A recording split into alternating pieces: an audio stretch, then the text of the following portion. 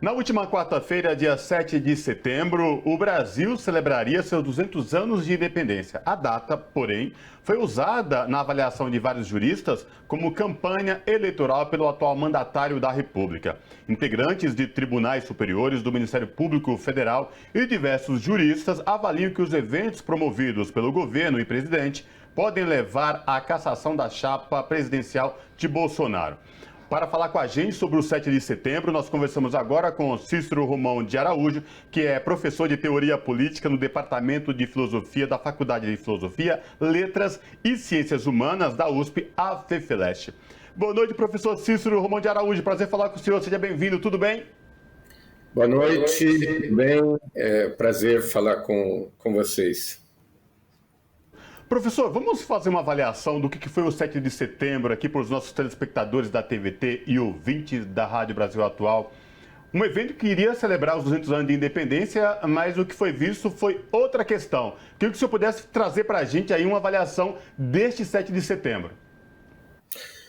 Ok. Olha, dia 7 de setembro é o dia cívico mais importante do país, mas este ano ele seria especialmente importante porque o Brasil está comemorando o bicentenário, né? Uma série de eventos acadêmicos estão tematizando isso, né?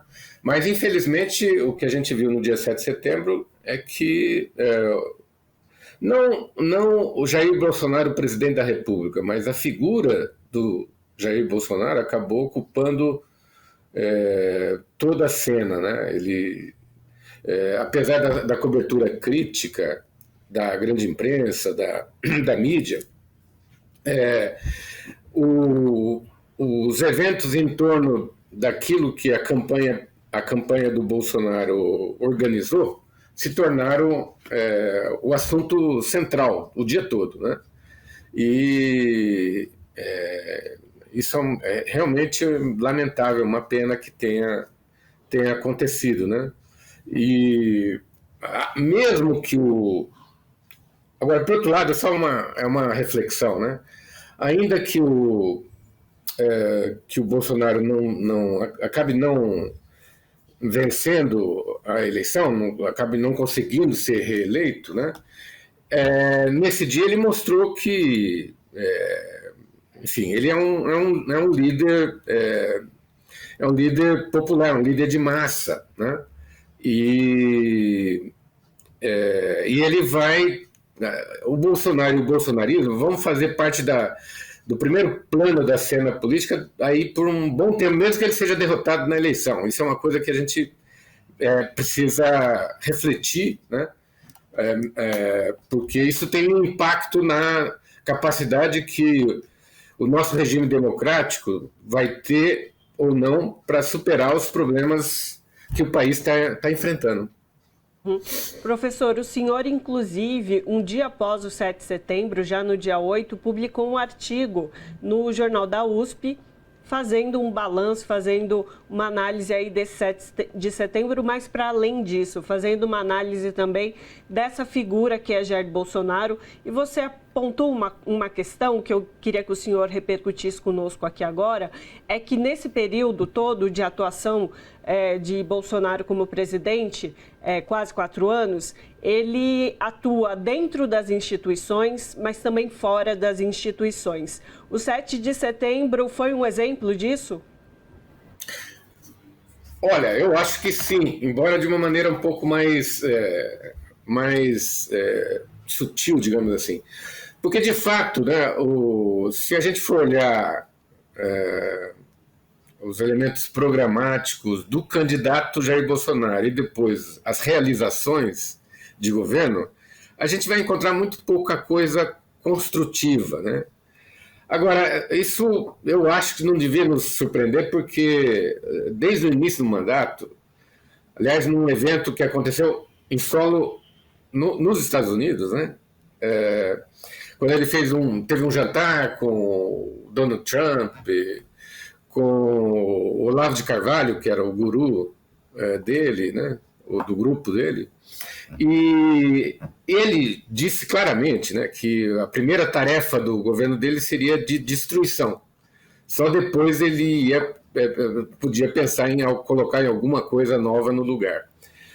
E quanto à pauta da destruição, ele realmente foi bastante metódico e obstinado em levar à frente, né? E coroou vamos chamar assim, esse programa com um gesto de destruição simbólica que foi o 7 de setembro, né? Ele conseguiu destruir simbolicamente, né, o significado daquele dia para os brasileiros, né? Então, podemos dizer que isso ele fez bem. Agora, tem a segunda parte desse programa, né, que é o que ele vai colocar no lugar. Eu acho assim, não sabemos direito.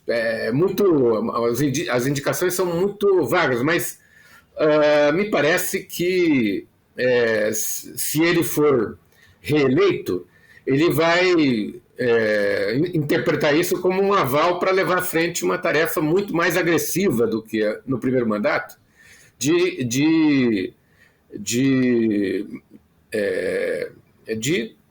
desarranjo das instituições, enfim, a pauta autoritária, vamos falar assim, né? Acho que esse é o sentido do mandato que está se encerrando agora, né?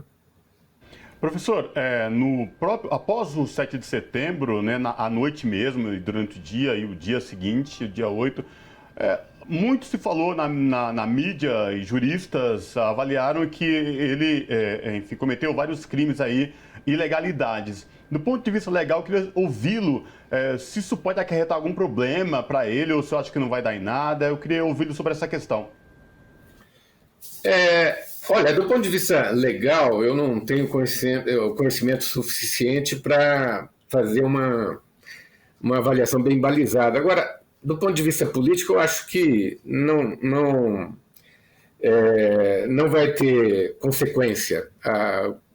Enfim, porque, entre outras coisas, porque a candidatura do Bolsonaro é uma candidatura, mesmo que nas pesquisas ele esteja atrás do Lula, é uma candidatura muito forte, né? E se fosse levar ao pé da letra, né, a candidatura dele devia estar sob julgamento, né,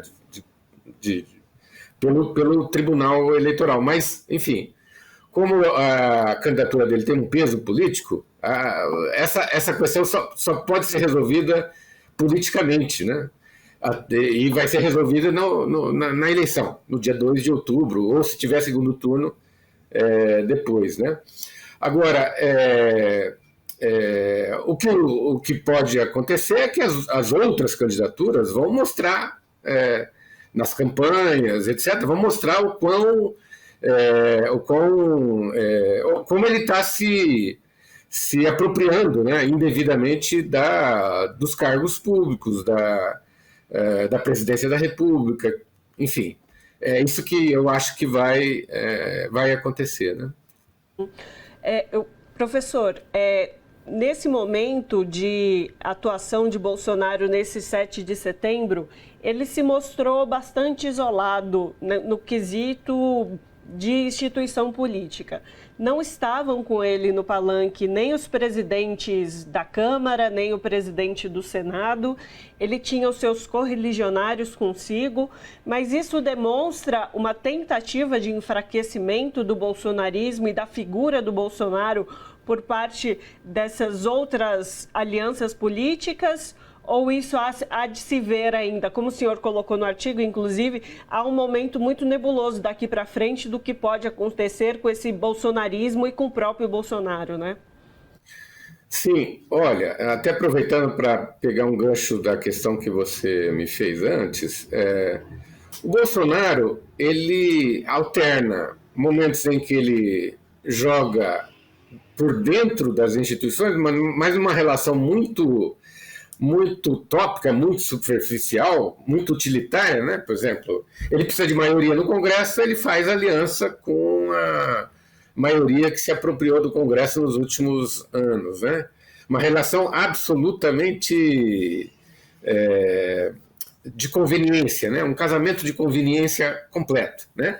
Quando ele precisa acenar para o Supremo Tribunal algum tipo de gesto conciliador, ele assina uma carta, aquela carta rastejante que ele assinou, mas que de antemão a gente sabia que ele não ia dar consequência para aquela carta, né?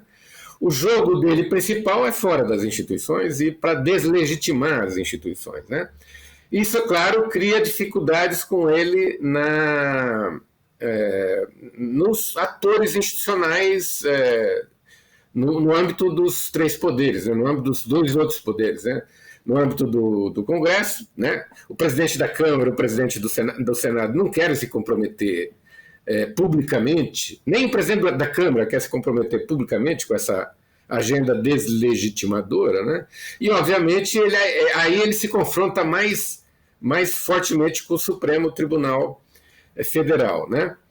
Agora, quando ele joga fora das instituições, ele tenta aumentar, aprofundar sua identificação com a parte do eleitorado, da população, que está insatisfeita com o nosso regime democrático, né? E que ele tenta, a maneira dele, instrumentalizar para fortalecer o campo dele, o campo autoritário, o campo da extrema-direita, e assim por diante, né?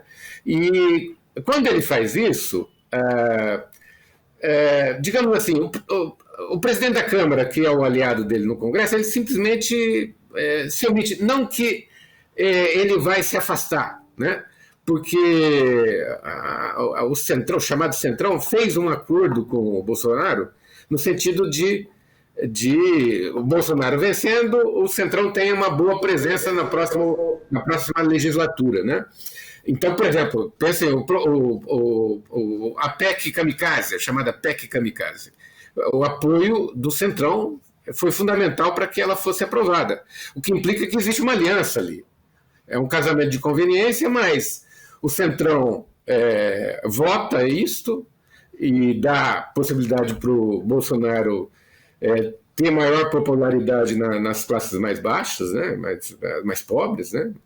E, por outro lado, o Centrão ganha cacife para também os candidatos a deputado, senador, ter mais chance de emplacarem na eleição. Provavelmente, para o lado do Bolsonaro, essa estratégia até agora não deu sinais de que vai alterar fundamentalmente as tendências do eleitorado, embora a gente não saiba, não tem como dizer claramente se isso vai acontecer ou não. E, por outro lado, agora, com certeza vai dar certo para as bancadas do Centrão no Congresso, porque ali se trata de candidatura proporcional, né? E aí você pode ter um resultado positivo para esse lado dessa aliança, né? O que vai ser uma notícia ruim para o próximo presidente da República, caso esse próximo presidente da República não seja Bolsonaro, porque ele vai ter que lidar com a maioria do Congresso bastante complicado. Professor, nosso tempo já está chegando ao fim, mas eu queria te ouvir sobre uma questão especificamente. Muito se falou também que nesses atos do 7 de setembro, ele falou para a bolha, para os apoiadores do Bolsonaro. Que respingo isso pode dar nas urnas, futuros levantamentos aí de pesquisa de opinião em relação à corrida eleitoral? Vai se manter, não se manter? Eu queria te ouvir sobre essa questão. Eu acho que não tem um efeito eleitoral sensível. O que eu acho que acontece quando ele faz isso é que ele reúne uma massa de apoiadores que vão se engajar fortemente ainda mais na campanha, né?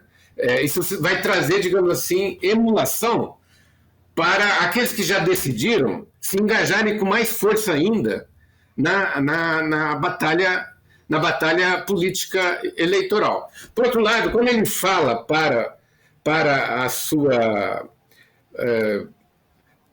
bolha, porque a bolha dele, embora seja bolha, não é pequena, ela é grande, né? Então, ela é uma bolha de massa.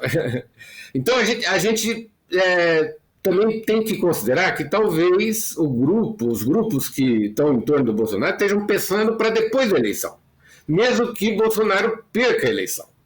olhando mais estrategicamente como que essa constelação de grupos de extrema-direita autoritária vai se manter na cena política depois da eleição, mesmo que seja derrotado.